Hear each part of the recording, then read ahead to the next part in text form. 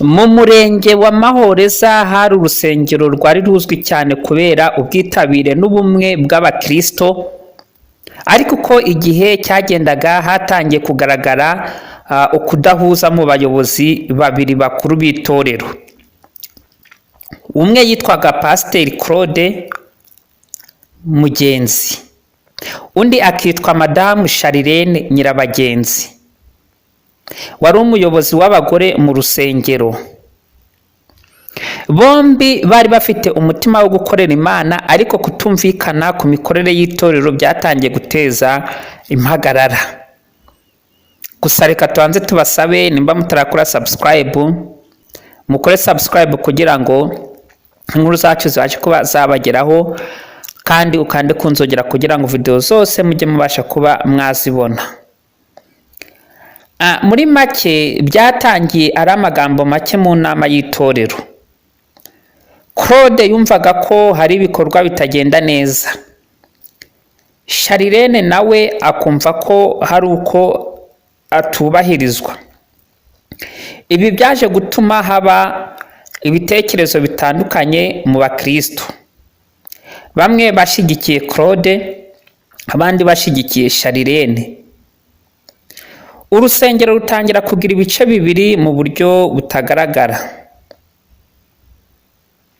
Hari abantu batangiye kujya bandika ibintu ku mbuga nkoranyambaga, bamwe bagaragaza ibitekerezo byabo mu buryo bukabije, abandi bagakabya amagambo.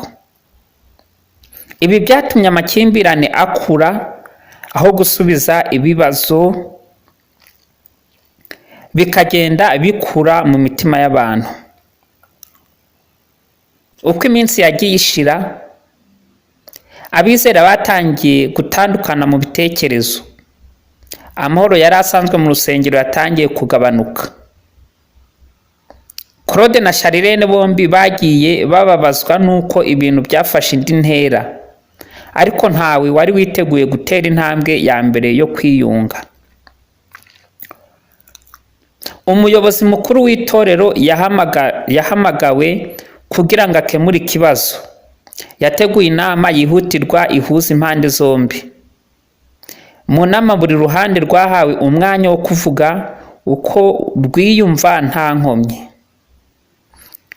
Igihe cyaje kugera, abo bose bumva ikibazo atari umuntu, ahubwo ari ukutaganira neza no kutumvikana. Umuyobozi w'inama yaravuze ati, Imana idusaba kubana mu mahoro. Nta murimo w'Imana ukorwa mu rwango cyangwa mu kwitana ba mwana. Ibyo byakozwe ku mitima ya Claude na Sharirene. Bararebana maze bagira ubwoba bwo kuba barateye agahinda abandi. Pasiteri Claude yahagurutse bwa mbere avuga amagambo yoroheje ati, ndasaba imbabazi ku magambo cyangwa ibikorwa byaba byarababaje abandi, cyane cyane Madamu Sharirene. Sharirene nawe atazuyaje yavuze ati, nanjye ndasaba imbabazi ku byo ntaba narakoze byatumye hatabaho amahoro. Icyumba cyose cyuzura umwuka utuje. Abakristo batangiye kurira, atari ukubera agahinda ahubwo kubera ibyishimo by'ubwiyunge. Amasengesho yagarutse mu rusengero, indirimbo z'amahoro zirongera zumvikana, ubumwe bwari bwarabuze bwatangiye kugaruka. Kuvuga neza bituma amahoro agumaho. Kuganira ni ingenzi kurusha kwitana ba mwana. Imbuga nkoranyambaga zigomba gukoreshwa mu kubaka, si ugusenya. Kwicisha bugufi ni itangiriro y'ubwiyunge. Urusengero rwa Mahoreza rwongeye kuba rumwe. Claude na Sharirene batangiye gukorera hamwe, bashyira imbere ubumwe bw'abakristo. Abantu bose bize isomo rikomeye, amahoro atangira ku mutima w'umuntu umwe wiyemeza kubabarira. Nshuti bavandimwe, iyi video nimba igufashije uze kuyoherereza. Intambara za M23 n'intambara ya Kongo ni ikibihatsi. Iyi ni inkuru ndende y'isesengura y'amateka ya M23 n'intambara zayo na Kongo. Gusa tubanze tubasabe mukore subscribe ku batarakora subscribe, kandi iyi video muze kwisangiza abandi nimwumva ari video nziza, kandi muze gukora kunzogera kugira ngo video yose dushizeho mubashe kuba mwayibona. Mu burasirazuba bwa Repubulika Iharanira Demokarasi ya Kongo RDC, umutwe wa M23 umaze imyaka myinshi ugarukaho mu makuru y'umutekano n'intambara, cyane cyane mu ntara ya Kivu y'Amajyaruguru. Inkomoko ya M23. Umutwe wa M23 watangiye kumenyekana mu mwaka wa 2012. Uwitwa M23 Mars uva ku masezerano y'amahoro yasinwe mu 2009 hagati ya leta ya Kongo n'inyeshamba zari zahoze ari za CNDP, aho bamwe mu barwanyi bavugaga ko amasezerano atubahirijwe. Abo barwanyi baje kwitandukanya na leta, bavuga ko basubijwe inyuma mu masezerano y'uburenganzira n'umutekano wabo, ari naho havuye M23. Intambara yo mu 2012 kugeza 2013. Mu 2012 M23 yafashe umujyi wa Goma, bituma habaho igitutu mpuzamahanga kinini. Nyuma yaho ingabo za leta ya Kongo ku bufatanye n'iza Loni MONUSCO zarwanye cyane n'uyu mutwe. Mu 2013 M23 yaje gutsindwa ku rugero runini. Bamwe mu barwanyi bayo bahungira mu bihugu bituranye, abandi bashira intwaro hasi.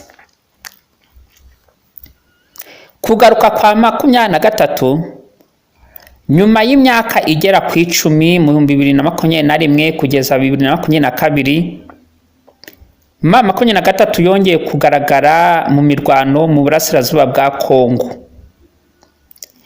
Ibi byazamuye impaka nyinshi hagati ya RDC, ibihugu bituranye n'imiryango mpuzamahanga. Leta ya Kongo yashinje bamwe mu barwanyi ba M23 gufashwa n'amahanga,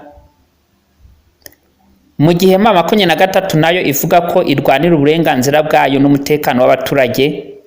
Bamwe bavuga ko batitaweho. Uko ibintu bihagaze kugeza ubu, akarere ka Kivu y'Amajyaruguru gakomeje kuba agace karangwamo umutekano muke, aho imirwano, ibiganiro by'amahoro n'ipigana rya politike bikomeza kujya mbere. Imiryango mpuzamahanga ihora isaba impande zombi kuganira aho gukomeza intambara, kugira ngo abaturage babashe gusubira mu buzima busanzwe. Musesengura mu mwanzuro, amakuru ajyanye n'ibihano cyangwa gufata abantu nk'abagambanyi kubera inyandiko runaka zigomba gufatirwa mu mucyo w'amategeko yemewe n'igihugu, kandi ntashobora kwemezwa hatabayeho inkomoko yizewe. Icy'ingenzi nuko intambara za M23 na Kongo zikomeje gusaba ibiganiro. Umutekano n'ubwiyunge kurusha imvugo zishobora kongeza amakimbirane. Nshuti bavandimwe, turabakunda, kandi mu by'ukuri nimba mwakunze video zacu, Guma mu rugo ikaba imaze kwemezwa hano muri iki gihugu cy'u Rwanda. Mu gitondo cyo kuri uyu munsi, abaturage benshi bo mu Rwanda babyukiye ku makuru yavugaga ko gahunda Guma mu Rugo ishobora kongera gushirwa mu bikorwa mu rwego rwo kwirinda icyorezo cyari cyaratangiye kuvugwa mu bihugu bitandukanye byo mu karere. Nubwo aya makuru ataremezwa n'inzego za leta, abantu benshi batangiye kugira impungenge no kwibaza uko ubuzima bwakongera kugenda mu gihe hafatwa izo ngamba zikomeye. Mu mujyi wa Kigali, bamwe mu baturage bagaragaye bagura ibiribwa byinshi ndetse n'ibikoresho by'isuku. Bavuga ko bibuka neza ibihe bya mbere bya Guma mu Rugo, ubwo abantu basabwaga kuguma mu ngo zabo igihe kirekire. Hari abavuga ko icyo gihe cyabigishije kwirinda no kubahiriza amabwiriza ya leta, mu gihe abandi bavuga ko cyabagizeho ingaruka zikomeye mu bukungu. Abacuruzi bo mu masoko atandukanye bavuga ko abantu batangiye kugura cyane ibiribwa birimo umuceri, kawunga, amavuta n'ibishimbo. Bamwe bati, turabona abantu bafite ubwoba bwo kongera gufungirwa mu rugo, niyo mpamvu bari kugura byinshi. Mu gihe abantu benshi bakomeje kuganira kuri ayo makuru, inzobere mu buzima zikomeje kwibutsa abaturage ko ikintu cya mbere gikwiye ari ukwirinda no gukomeza kugira isuku, gukaraba intoki kenshi, kwambara agapfukamunwa igihe bibaye ngombwa, no kwirinda guhererekanya ibintu byinshi n'ibyo abantu basabwa gukomeza kubahiriza. Hari kandi abakomeje gusaba abantu kutihutira gukwirakwiza amakuru ataremezwa, kuko bishobora guteza ubwoba mu baturage. Abayobozi batandukanye bakomeje kwibutsa abaturage gukurikira amakuru atangwa n'inzego zemewe gusa. Muri iyi minsi abaturage benshi bavuga ko amasomo bakuye mu bihe byashize yabigishije ko ubufatanye n'ubwitonzi ari ingenzi. Hari abavuga ko igihe habaho ikibazo gikomeye, abantu bakwiye gufashanya no gukomeza kugira umutima wo gukomera aho gutera ubwoba n'amakuru yose bumvishe. Inkuru nk'izi zikomeje gutuma abantu benshi bongera kwibuka ibihe bikomeye byabaye isi yose. Abantu barasabwa kuguma mu ngo kugira ngo barinde ubuzima bwabo n'ubw'ababo. Bamwe bavuga ko byabigishije agaciro k'ubuzima, umuryango ndetse no gukoresha neza igihe.